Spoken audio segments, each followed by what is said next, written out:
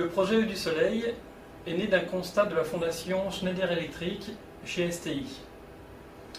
Lors de missions humanitaires de salariés Schneider, ceux-ci ont pu constater l'importance de l'accès à l'eau pour les populations n'ayant pas accès au réseau électrique. Pour répondre à ce besoin, le projet Eau du Soleil a pour objectif de développer une solution autonome de pompage à l'aide de panneaux solaires. La solution proposée est composée de 3 éléments. Des panneaux solaires fournissant une source de courant continu dont la puissance est liée à l'ensoleillement.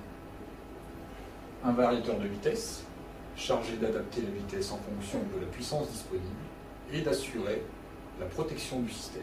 Par exemple, stopper la pompe en cas de manque d'eau.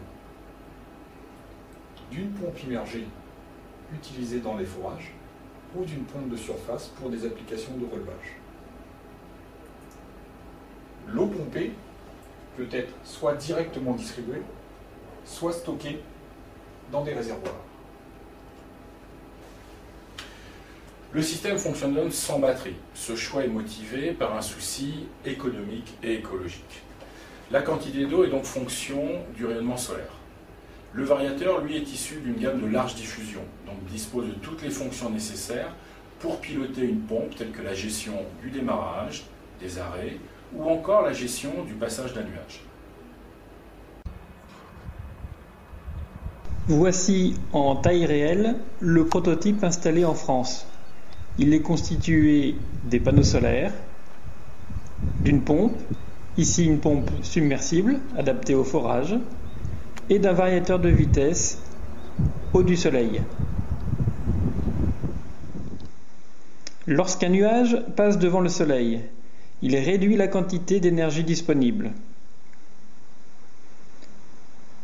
Le variateur s'adapte alors automatiquement en réduisant la vitesse de la pompe.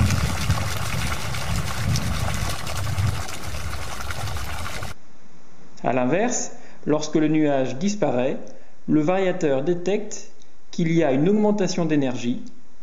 Il l'exploite immédiatement en augmentant la fréquence de la pompe.